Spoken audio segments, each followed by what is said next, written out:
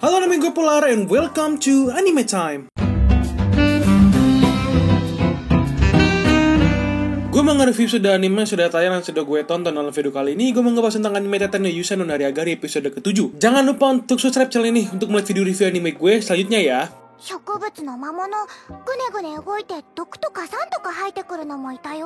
Oke, langsung aja ke review kali ini. Di awal pembukaan episode kita bisa langsung melihat Shinofumi dan kelompoknya sedang menuju sebuah desa, di mana Shinofumi ini diminta tolong untuk menjual obat yang dia buat ke desa itu atas saran dari merchant yang sudah kita lihat di episode lalu. Karena saluran informasi dari sebuah merchant ini sangat penting untuk menerima informasi yang berguna untuk menjual dan mendapatkan kesempatan emas untuk mendapatkan keuntungan. Apalagi Shinofumi ini sekarang sudah menjadi merchant.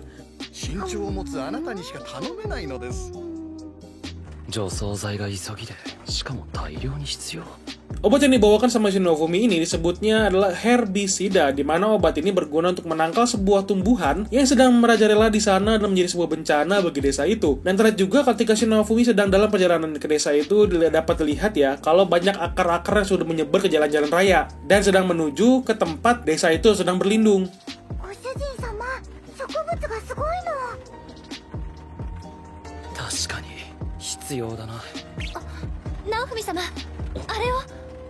Ketika sampai ke desa itu, Nofumi ini langsung ngobrol dengan kepala desa dan dia menceritakan apa yang terjadi dengan desa itu. Awalnya sih belum semua diceritain sama si kepala desa itu. Karena di sini diceritain kalau tumbuhan itu bisa membuat monster yang membuat penduduk itu menjadi takut. Dan ada para petualang yang sedang grinding level juga kelihatannya dengan melawan monster tumbuhan itu. Tapi ya karena mereka ini cacat juga, jadi akhirnya mereka tidak berguna untuk melawan monster itu. Akhirnya ditolongin sama Shifiro atas perintahnya Shinofumi.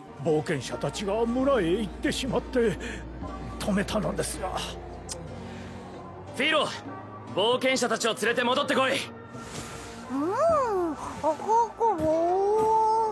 Ketika Shifiro ini membawa pulang para petualang yang terjebak di desa itu yang terkena serangan monster dari tumbuhan itu, dia ada bilang kalau tumbuhannya itu mengeluarkan racun dan banyak monster yang ada di sana. Lalu ketika Shifiro ini lagi ngobrol sama si Raphtalia, pada banyak ngeliatin Shifiro ngomong, dan jadilah keributan di mana si kepala desa ini minta tolong sama Shinofumi untuk membantu orang-orang yang sedang sakit. Ketika dilihat di sini ya, mereka kan kena parasit dari tumbuhannya. Untung aja bisa diselamatin pakai obatnya Shinofumi.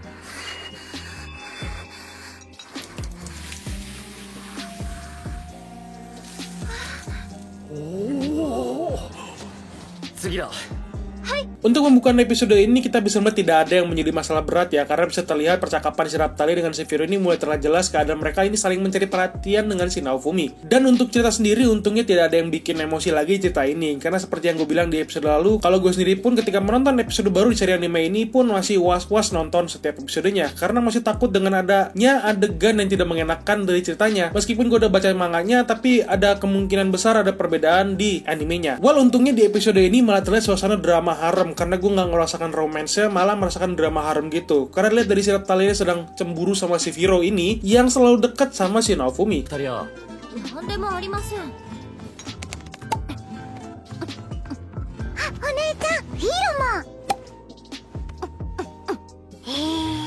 Nah, kembali ke cerita tentang desa itu. Pada saat si kepala desa ada cerita sama Shinofumi yang sebenarnya apa yang terjadi sama si desa itu. Disinilah baru jelas apa yang sebenarnya terjadi dan inti dari masalah dari desa itu tuh kenapa. Kalian ingat cerita yang ada di episode lalu mengenai biji yang disegel di tempat Shinofumi dan kelompoknya pas lagi nyari batu sihir dalam goa? Nah, kalian juga pasti ingat adegan di mana si cerita tentang si pahlawan tombak yang masih biji ke sebuah desa dalam rangka untuk menolong desa itu.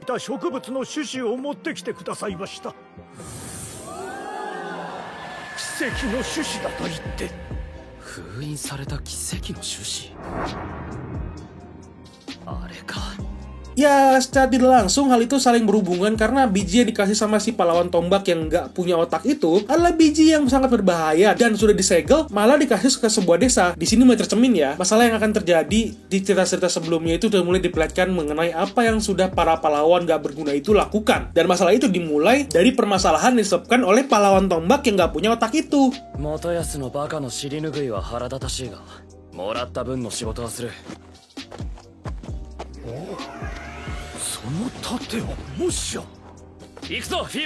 Si Naofumi pun ada marah sama si kepala desa dan bilang karena dia itu pahlawan, kalian asal mempercayainya saja. Maksudnya itu pahlawan tombak ya. Apapun yang diberikan hanya karena dia seorang pahlawan. Well, di sini sebenarnya nggak salah penduduk desa juga kan. Karena di situasi seperti itu, desanya pun sebelum si pahlawan tombak itu datang, mereka sudah mengalami kelaparan. Dan ketika suasana sudah putus asa itu, ada yang membantu mereka. Langsung saja deh, percaya aja. Karena ya mau gimana lagi, mereka pun menikmati hasilnya walaupun cuma sebentar.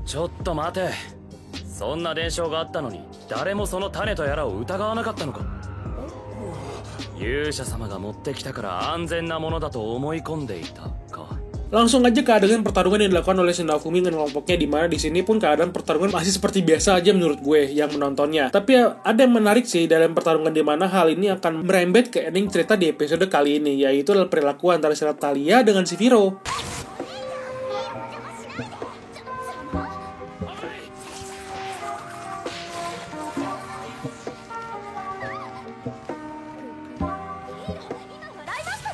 Dimana perilaku Raphtalia dengan si Firo ini kayak kakak adik ya menurut gue yang melihatnya. Karena si Firo kayak bocah bandel dan si Raphtalia sebagai kakak yang selalu marah sama adiknya. Karena bisa dilihat dalam pertarungan pun mereka sudah kayak rival ya. Si Firo ini kayak selalu mau duluan dari apa yang dilakukan sama si Raphtalia.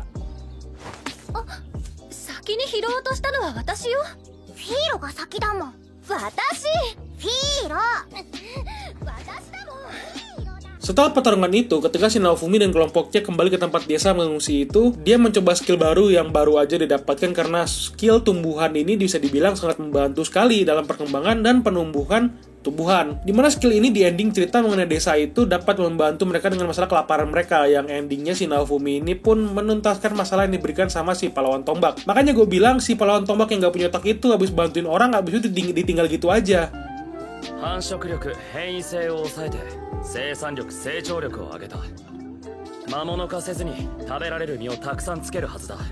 Setelah permasalahan tentang desa itu selesai, si Naofumi dan kelompoknya kembali ke tempat si Merchant itu dan berbicara dan memberikan informasi mengenai desa yang tadi. Si Merchant ada bercerita tentang apakah si Naofumi mau beristirahat di pemandian air panas yang ada di sebuah desa, di mana si Naofumi ini sekalian mengantarkan barang ke desa itu.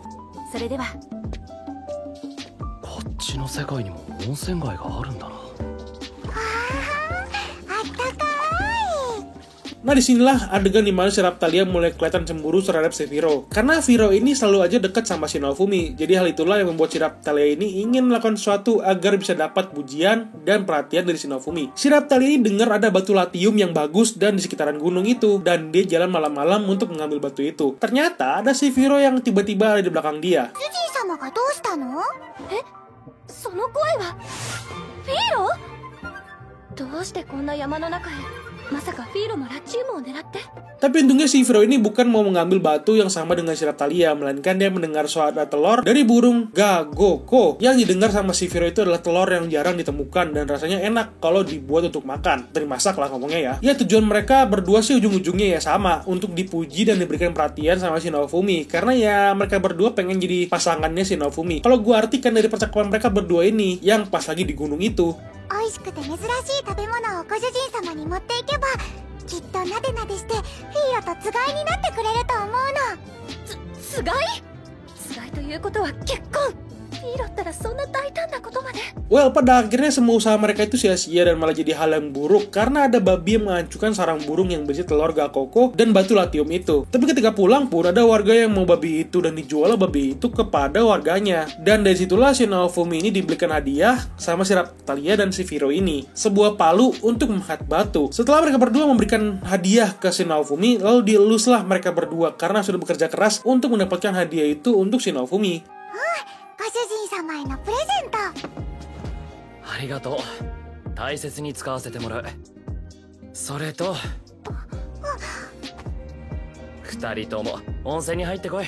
Sebuah ending yang manis untuk episode ini dan menjadi sebuah hal yang memang sudah mulai terlihat kedekatan dua karakter ini ya di antara Raphtalia dan si Firo ini. Karena ketika mereka dikejar babi itu pun mereka sudah menjalin sebuah keikatan pertemanan yang bisa dibilang atau keluarga juga boleh lah ngomongnya. Dan sudah mulai merasa ada percikan rasa sayang di cerita yang ada di episode kali ini. Memang tidak terlalu ngena, cuman masih bisa melihat si Raphtalia dengan si Firo ini akur aja dan membuat para penonton pun merasa adem yang menontonnya. Dan ada tambahan di ending pun ketika kalian menyadarinya bahwa ada adegan tambahan di mana si Naofumi ini akan menuju ke desa yang ada di timur karena ada wabah yang melanda desa itu. Dan di sini ada diperlihatkan bahwa ada bangkai naga yang sudah dikalahkan sama pahlawan pedang. Jadi mari kita tunggu aja episode minggu depan kayak gimana. 東方で疫病が。ああ、薬が飛ぶように売れるらしいぞ。ナオフミ様、次はどこに向かいましょう。東方だ。